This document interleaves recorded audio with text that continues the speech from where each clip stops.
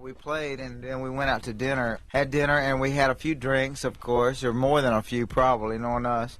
But we came back to our hotel that night about midnight, and we heard a big band playing in like a ballroom down the hall. This is in London now. In London.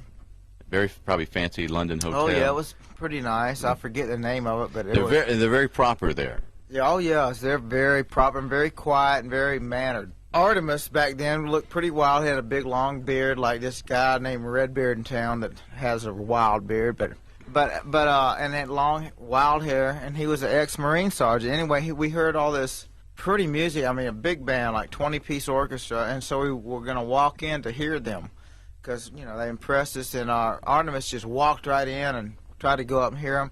And there was a policeman at the door who physically grabbed him and threw him right out, right on his butt. And he jumped right up and ran back in and tackled this cop, and just, they went at it. This English Bobby, yeah. And he started whooping him, really. He was, getting him. And then all of a sudden, we all went in to help Artimus, because we were, one for all and all for one. And we looked around, and it was the Policemans Ball.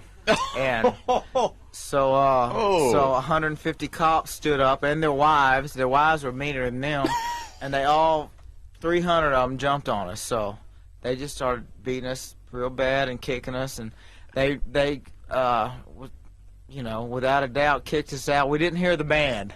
You didn't get to hear the band. We didn't hear the band, and we started a big fight, and they beat us up real bad, and we all got stitches and broken bone. We couldn't play the next night. We had a gig the next night. We had to cancel because we physically couldn't play. We were too sore. Are you serious?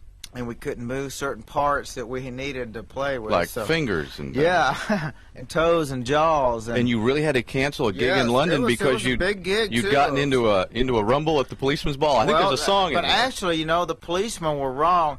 It was even written the next day how they blew it, and it was their fault.